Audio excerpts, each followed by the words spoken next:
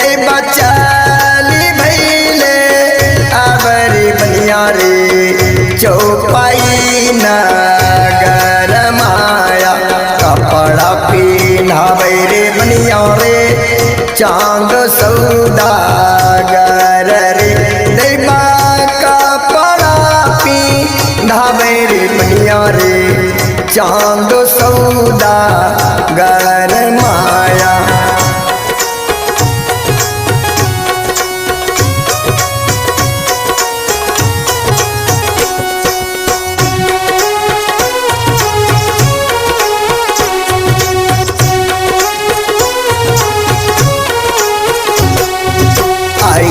जो मली है देवी है मैना भी सहरी रे दैवा बोला तोला गले है बिसहरी चांदबा से जबाब माया सोन में सोन बेरे बनिया रे बचन न रे हमारा रे दैवा बेटवा भी है बेर चंदोरे पुजारे मोरा भला देहु हे माया।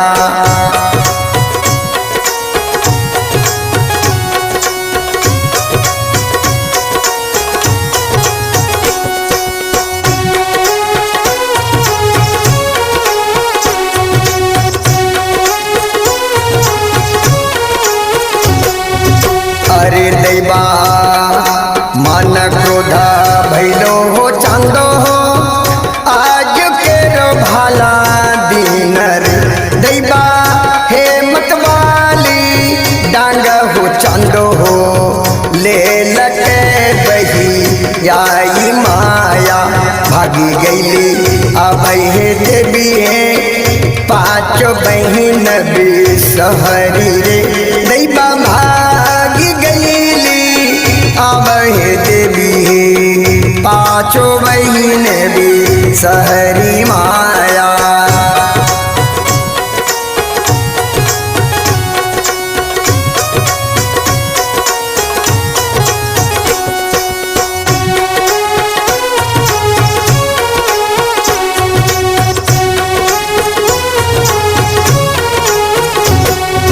सखी दशा अब गे मानी को लाना लेना बोलाई रे दैवा चलहू न चलहू हे सखी सब डोला है चूमा बैला माया चलहू चलहू हे सखिया डोला कचूमई बैरे दैवा चलहू न लहू हे सखी सब दूल्हा चूमई बहे माया।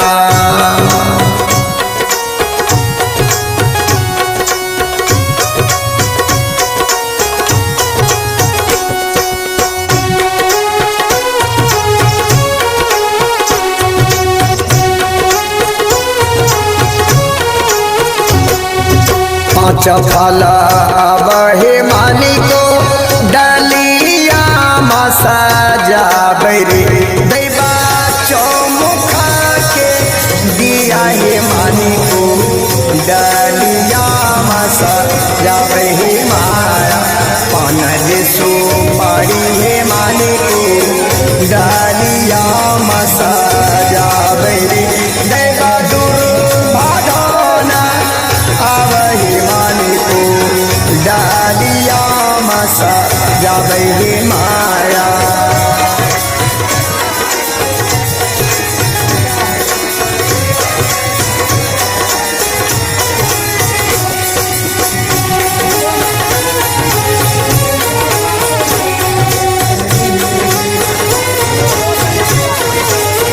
चली जब भैला हे मानी को दूल्हा के चुमावे रे दैवा पान येसु पारी मानी को डालिया मसा जावे हे माया जाई तो जुमली हे मानी को दुआरी के ऊपर रे दैवा देखला जे आवर बनिया चांद सौदा गरमाया।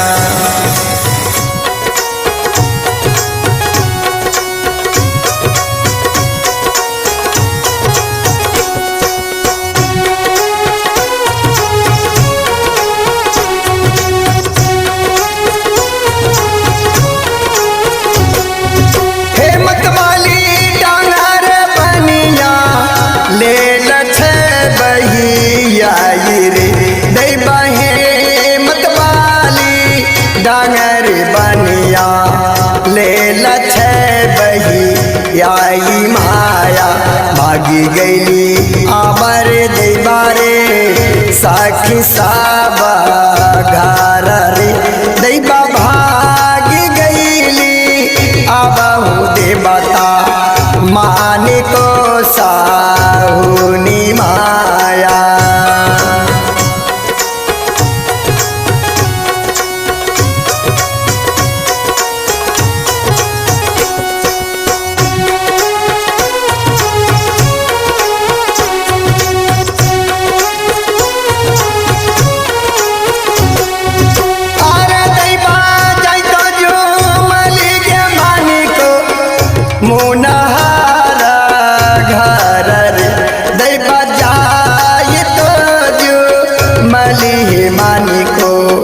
मोनहारा घर माया मोला तोला गली है मानी को बिहुला से जा बाबर दैबा चिन्हलो ना जाइगे बिहुला बाला लखिन दर माया।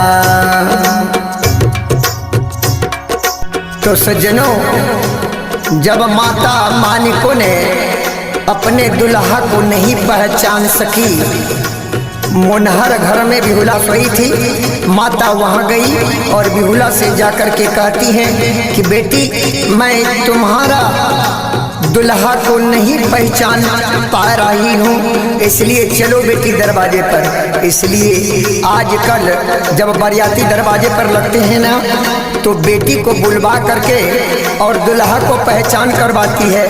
अब देखिए भैया आगे क्या होता है। दुल्हा को चुमाने के लिए जब मानिको साहुनी गई तो चांदो सौदागर को डर था। डर ये था कि दुबही से जब चुमाएगी तो हो सकता है कि हमें बैरी है मैना बिसहरी से ये डांस कर सकती है। इसी कारण से हेमत वाली डांग लेकर के जोर से बेहाई। सज्जनों, इस कथा में यही संक्षिप्त किया जाता है कि जब शादी विवाह का कार्य संपन्न हुआ तो अब बनिया चांदो सौदागर ने कहते हैं कि अब मुझे विदाई करो और मैं अपने चौपाई नगर को जाऊंगा। तो सज्जनों, अब देखो बासु सौदागर ने अपनी बेटी बिहुला को विदाई किस प्रकार से करती है। रात में ही विवाह हुआ और रात में ही समदन हुआ। अब बराती को विदा करते हैं चांदो सौदागर। अब इस समदन खंड का कुछ दो चार लाइन के लिए आप ले लीजिए सज्जनों। समदला गली के बिहुला गे बाबा गे गल्ला भाला लागी रे दैबा हमारा तो हाराना बाबा हो एतने नु दर साना माया हमारा तो हाराना बाबा हो एतने नु दर साना रे दैबा जाने का नबी होला ना बाबा हो सांप कटुआ घर माया।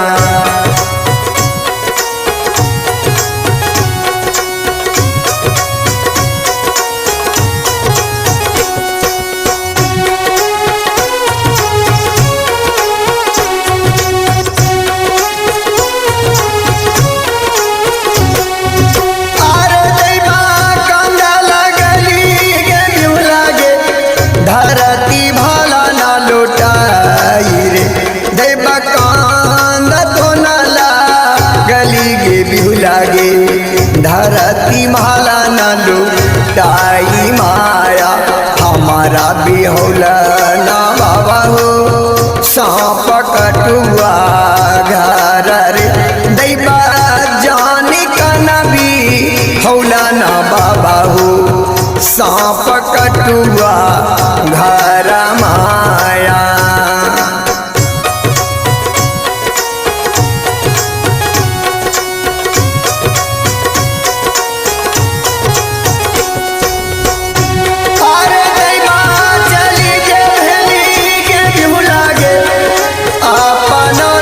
ससुरार रे दैबा समदला गली गे बिहु लागे अम्मा गे गल्ला भाला लागी हे माया हमारा तो हराना अम्मा हे इतने नुदरा साना रे दैबा जाने का नबी होले ना अम्मा गे सांप कटुआ घर माया।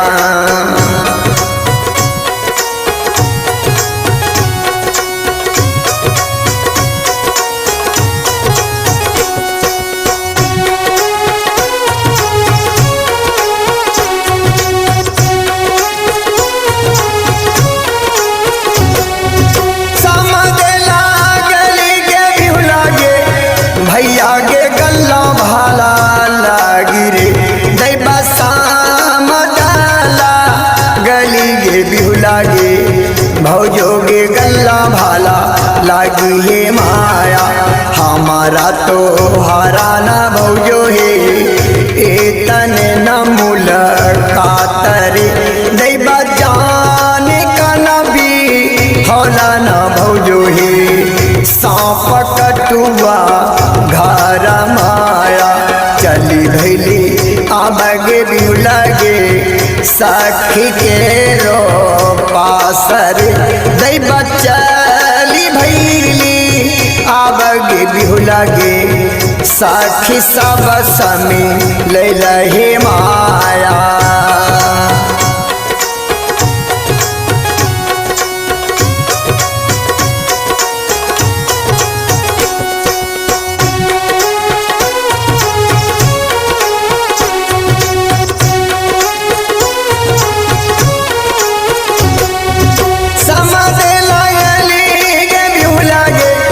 सखी गल्ला भाला लागी रे दैबा हमारा तो हराना सखी है इतने नो दर साना माया जान कभी हल्के है सखी है सांप कटुआ घर रे दैबा जाने का नबी हल्के है सखी है सांप कटुआ घर माया।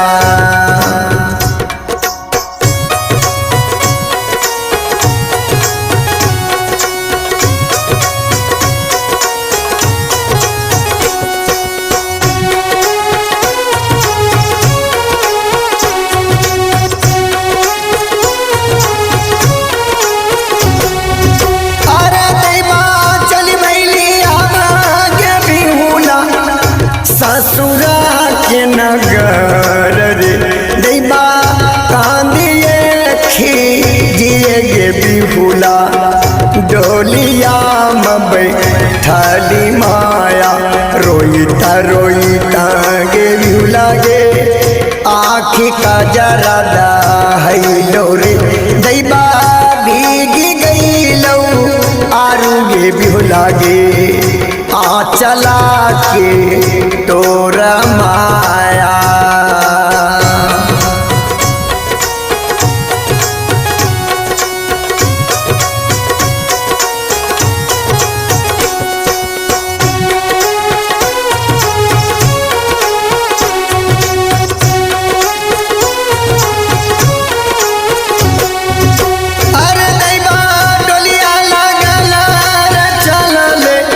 हम सारे बंसा दोनों भाई रे दैबा डोलिया लागल रे चलल हंसा बंसा दोनों भाई माया देखल से अमर दैबा रे चांद सौदागर दैबा देखला जे अबरे बूढ़ावा चांद सौदा गरमाया।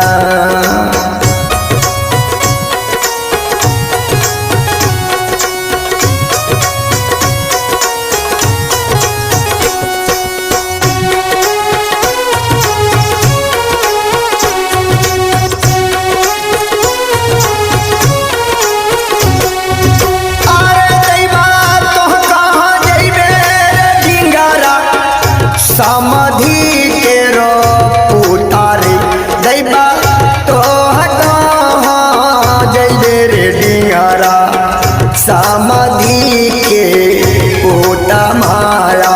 हे मतवाली डांगरे बनिया रे ले लटे बहिया रे दैबा भागी गई ले अब हो देवता हंसारे बंसा दोनों भाई है माया।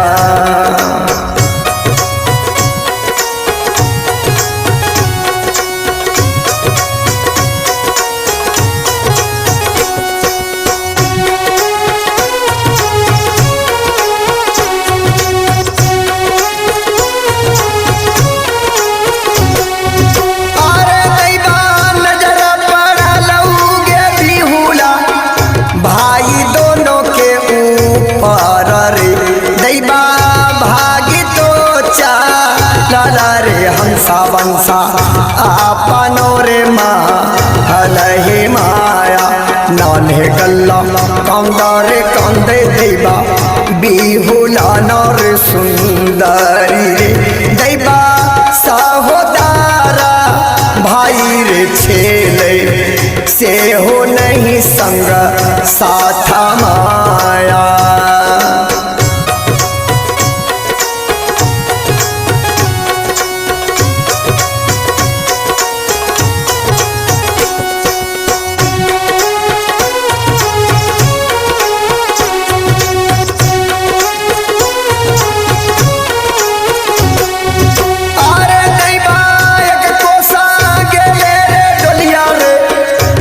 सवार दो सर दैबा तेसरी को सर डोलिया चौपाई नगर माया।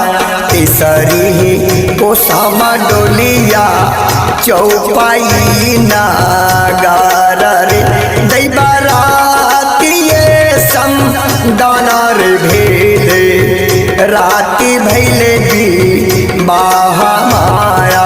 रातिये चलली गे बिहुला गे चौपाई गे नागार रे दैबा रातिये जे गैली गे बिहुला गे अपनो ससुरार माया। तो सज्जनों, बेटा पुतहू को चुमाने के लिए स्वयं सोनिका साहुनी आई 5 थाल सजा करके आरती लेकर के बेटा पुतहू का आरती उतारने के लिए। लेकिन चांदो सौदागर ने जब देख लिया तो हेमत वाली डांग लेकर के सोनिका साहुनी को मारने के लिए दौड़े और वो डर के मारे भाग गई सज्जनों और घर में जाकर के रोने लगी। जब रोने लगी तो बनिया चांदो सौदागर ने अपनी पत्नी सोनिका साहुनी को समझाते हैं कि अगर तुम बेटा पुतहू को चुमाने के लिए जाओगी तो हो सकता है कि दुबड़ी से नाग निकल करके उस रूप में मैना बिसहरी से जो बैरी है नाग के रूप में बाला को डांस कर सकता है, इसलिए तुम उसे मत चुमाओ। तो सज्जनों, अब आगे आप देखिए कि बेटा पुतहू को चांदो सौदागर ने लोहा बांस घर में जाने के लिए कहते हैं और लोहा बांस घर का किवाड़ी खोल दिए हैं चांदो सौदागर बनिया और तरह तरह का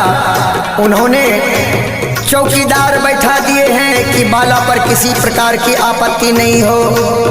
तो सज्जनों, अब जो है बिहुला ने अपने पति का हाथ पकड़ करके कहती हैं लोहा बांस घर में जाने के लिए उस कोहबर में चाला स्वामीनाथ लोहा बास घर रे दैबा आज के रात्रि हे स्वामीनाथ लोहा बास घर माया आज के रात्रि हे स्वामी हे लोहा बास घर रे दैबा आज के रात्रि हे स्वामीनाथ लोहा बास घर माया।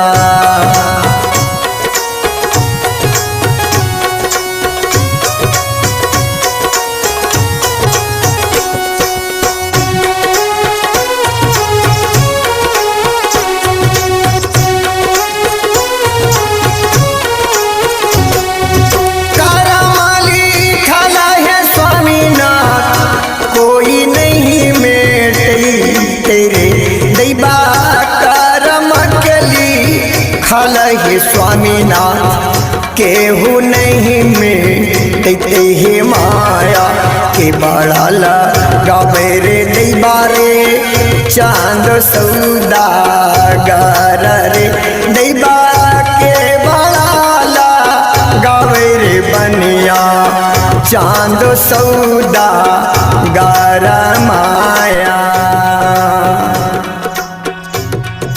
हाथ सजनों अब इस लोक गाथा को बेहुला बिसहरी गीत को इसी जगह विराम देता हूँ। अगर आप लोग मनचाहा इस गीत को चाहते हैं तो आप लिख भेजेंगे हमारे स्वीटी स्टूडियो को, कृष्णा जी को, और इस गाथा को यदि आप चाहेंगे तो फूल आपको सुना दिया जाएगा। और सज्जनों अब बिहुला के बारे में, बिहुला और बाला दोनों मिलकर के अब कोहाबर में लोहा बांस घर में सोया हुआ है। इस गाथा को विराम देता हूँ सज्जनों। अब जो है आप आगे गाथा में सुनेंगे इंद्रदेव अकेला का। आप लोगों को नमस्कार, धन्यवाद।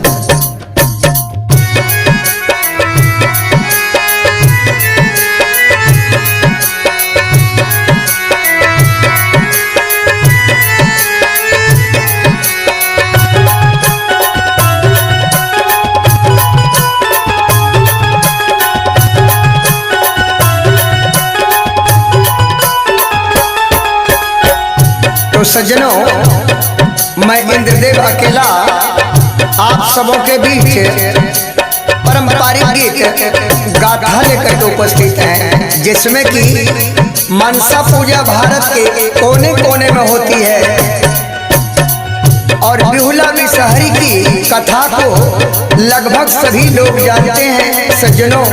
इसलिए आप लोग इस गाथा से माता बिसहरी के शरण में जाकर के और उससे अपने पूजन और हर तरह की सामग्री को लेकर के उपस्थित रहेंगे सज्जनों। तो आइए आपको गीत के माध्यम से यह झूमर सुनाने जा रहा हूँ। और चली भैया बग बिहुला छब घाटी पोखार की, छब घाटी पोखार नहीं मारे।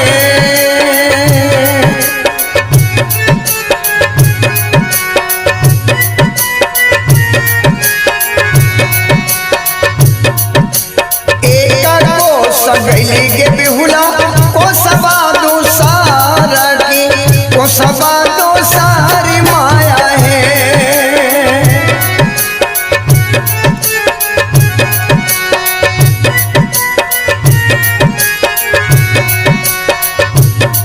और सारी कोसग बिहुला छब घाटी पोखार की, छब घाटी पोखार माया है।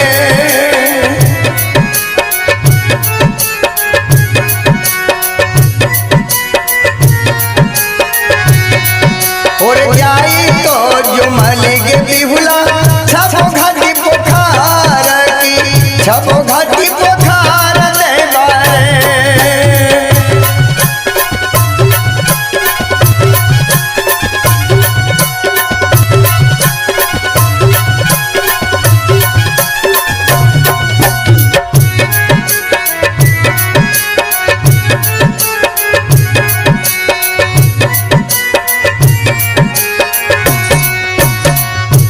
सज्जनों अब देखिए बिहुला पूजा हुआ घाट में स्नान नहीं करती है। अब देखिए क्या होता है। होर पूजा लाजे घाट के बिहुला नहीं जे नहावे की नहीं जे नहावे दे बारे।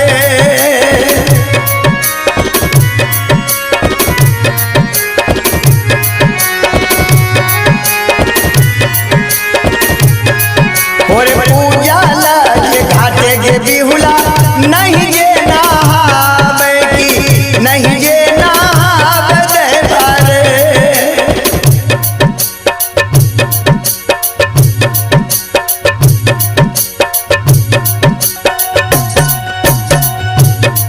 होर सारी घाट के बिहुला ठाडी भाई गेली की ठाडी भाई गेली दे बारे।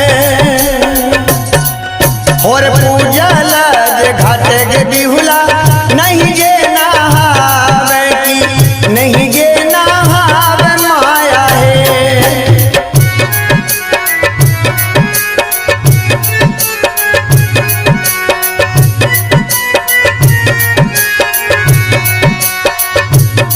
और चौथा ही घाट के बिहुला ठाडी भाई गेली की ठाडी भाई गेली दे बारे।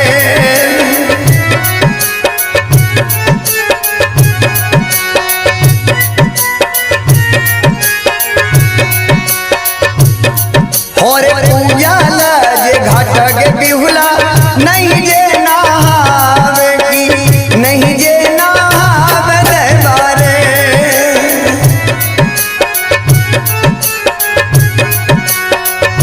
स्वीटी फिल्म्स रिकॉर्डिंग स्टूडियो वासी।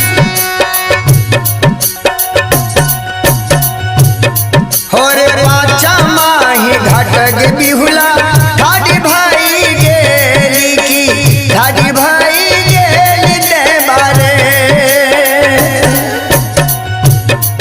और पूजा लाजे घाट के बिहुला नहीं जे नहावे की नहीं जे नहावे माया है।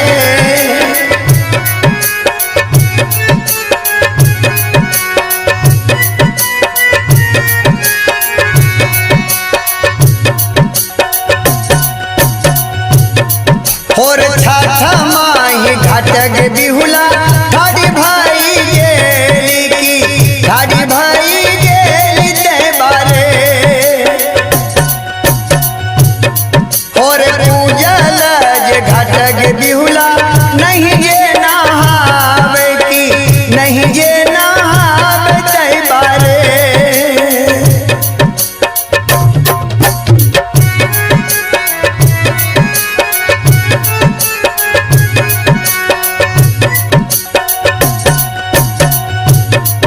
और छाछा माही घाट के बिहुला बैठी बारू गेली की बैठी बारू गेली माया है।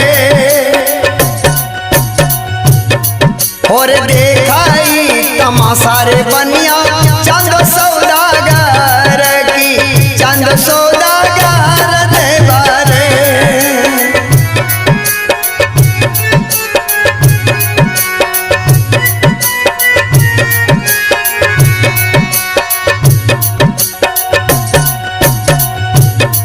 और सखी सब मिली गे बिहुला सलाह कराई की सलाह कराई दे बारे।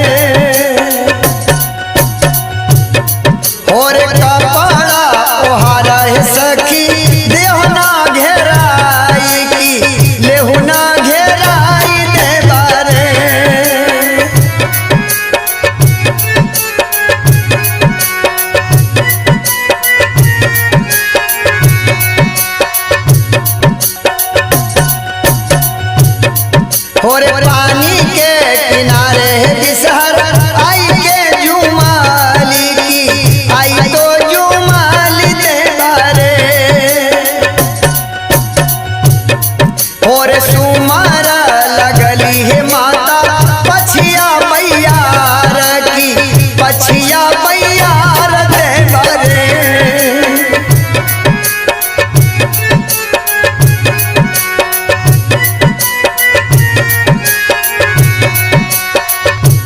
तो सजनों बिहुला छठवां घाट में पूजा हुआ घाट पर बैठ गई। माता बिसहरी अपने रूप बदल कर आई थी बुढ़िया का, और जिस जगह बिहुला बैठी थी उस जगह बगल किनारे में वो भी आकर के बैठ गई। और आगे चांदो सौदागर बुढ़वा का भेष बना करके और अलग एक झाड़ी में छिप करके बैठा था और तमाशा देख रहा था। क्या तमाशा देख रहा था? वो कन्या को पसंद करने के लिए वो भी छवो घाटी पोखर में बिसहरी के कहने पर ही गए थे सज्जनों। और अब देखिए माता बिसहरी अब बिहुला के साथ में कैसे सर्कसबाजी करती है। अब ये देखिए और सुमार लगली है माता पछिया कुमार की, पछिया कुमार माया है और बहाला बसर दैबा पछिया बैयार की, पछिया बैयार माया है।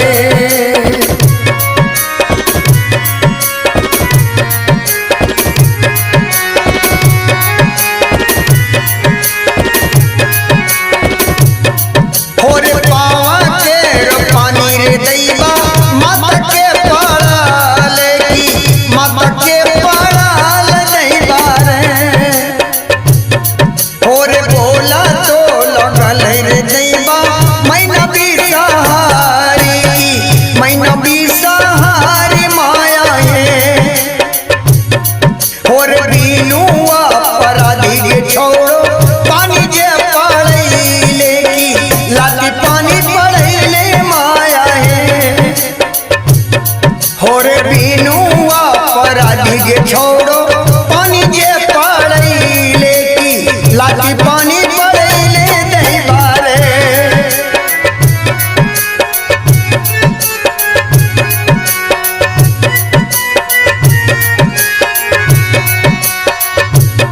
होरे बिहारा की खैबोगे छोड़ो सिर के सिंदूर की, सिर के सिंदूर माया है।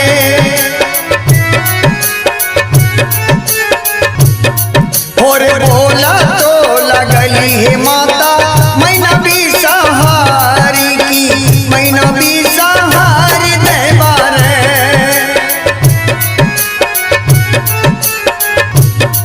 और बिहारा खैबोगे छोड़ो सिरवा के सिंदूर की, सिर के सिंदूर देवारे।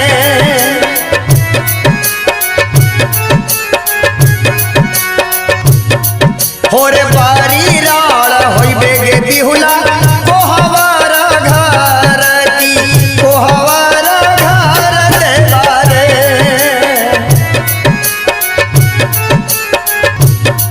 होरे सत्ता जे होई तोगे बिहुला स्वामी का जी लईबे की, स्वामी का जी लईबे देवारे।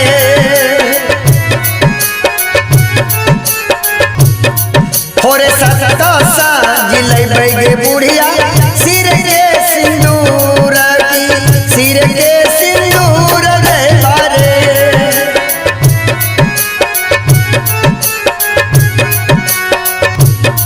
होरे देखा मौज सतग छोड़ो आज दिन तोहार की, आज दिन तोहार माया है।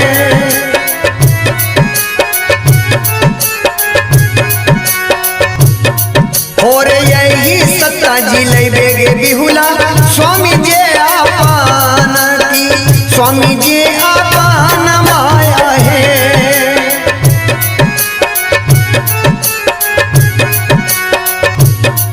और बोला तो लगली गे बिहुला दई छे जवाब की, दई छे जवाब देवारे।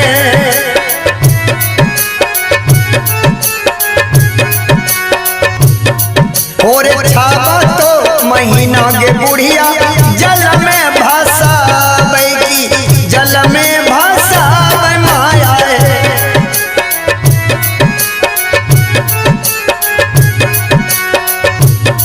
और जइबै इंद्रासन गे बुढ़िया स्वामी का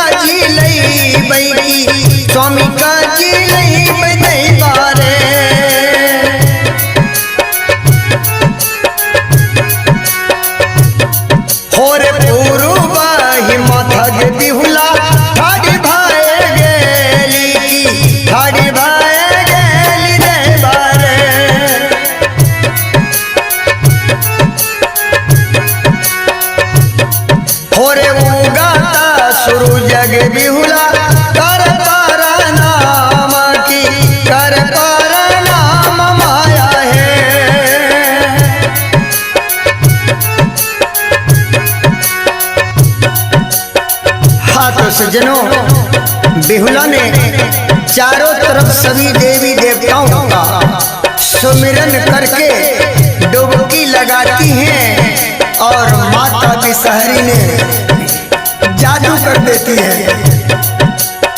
जादू करने के बाद सज्जनों, जादू करने के बाद उन्होंने खुद से डुबकी मार करके और काजर सिंदूर आठों आभरण अपने शरीर में ला लिया। तब माता बिसहरी ने कही कि इसी सत्यवादी पर तुम वास्तविक में इंद्रासन चल करके और अपने स्वामी को जिला सकती हैं, अपने स्वामी को पा सकती हैं सज्जनों। और उस जगह से अब बेहुला अपनी सखी सहेली के साथ अपने घर की रास्ता बना लेती है और घर की ओर चलती है। और चली भैली अब बेहुला अपनो आवास की, अपनो आवास देवारे।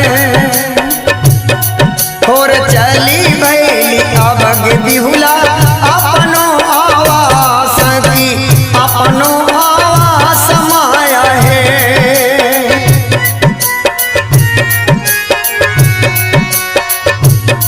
और पाछू पाछू चले रे दैवा चांद सौदागर की, चांद सौदागर माया है।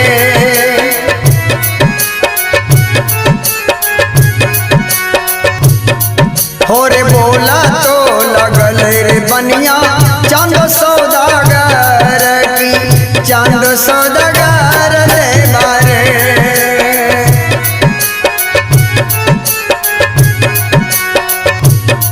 हो रे बाबा के रो नामगे बचवा दिया बे बताई, देहो ना बताई माया है।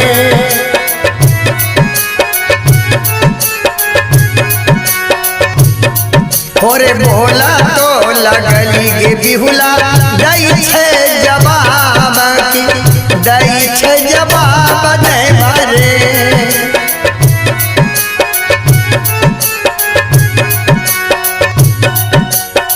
तो सज्जनों, बेहुला से चांदो सौदागर ने पूरा पाता पूछ रहा है कि रे बचवा तुम्हारा बाबूजी का नाम क्या है, घर कहाँ है।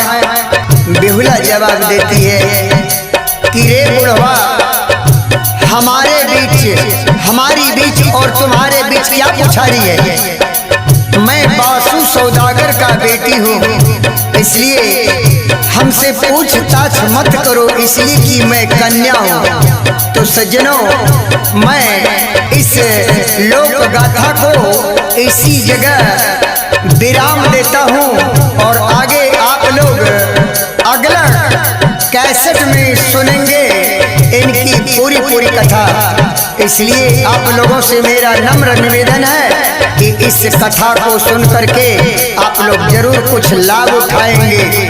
तो सज्जनों, अब आपको मैं अगली कड़ी जो तैयारी होगी सज्जनों, उसी में एक रागिनी अंगिका भाषा, अंग का भाषा, गांव घर का गीत जो होता है उस भाषा में फिर आपको सुनाया जाएगा।